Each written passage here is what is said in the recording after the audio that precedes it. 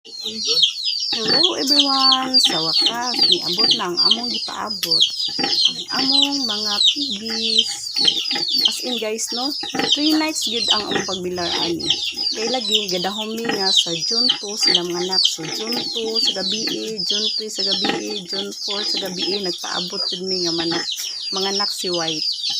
Pero naabta na lang jud taon og June 5 sa buntag wala pa gihapon. Day nagtan-aw mi ni White naluoy mi niya no kay murag naluya na gyud siya og binati kay gahapon pa siya nagsugod og bati lang gyud nga as in bati jud siya dayon. Ala halos aswato na lang niya iyang paruwing.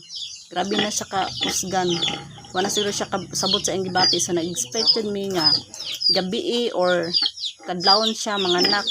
So nabuntagan na lang guys, wala jud siya nanganak dahil naluoy mi niya kay murag luya na kay siya.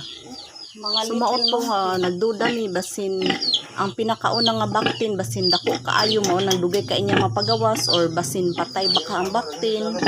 So naka-decide mi nga amo siya injectan og oxytocin. Actually ang oxytocin guys mogamit jud mi ana pag mga anak among anay pero dili na mo siya i-inject kung wala pa naka-anak or wala pa baktin nga migawas. At least dapat isa man lang ka baktin amo gawas then og dugay masundan mao nang injectan og oxytocin. Pero karon nga time nga pagpanganak ni White decide na lang jud mi nga amo siya injectan maski gula pa isa ka baktin nga nigawas kay naluoy mi niya naluya na siya dayon na balaka pud mi nga basin maapektuhan ang mga baktin sa ilalom nga dugay na kagawas. So decide na lang jud mi nga injectan siya og oxytocin. So mao to guys pag human og inject no so minutes lang jud hinggawas ang isa ka baktin ug sa dihang mao di ito nga dugay kay kagawas kay dako-dako jud siya ka baktin.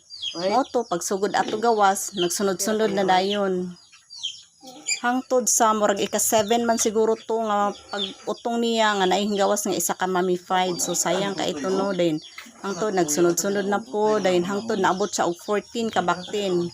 Bali ang kanang 14 buhi ginang 14.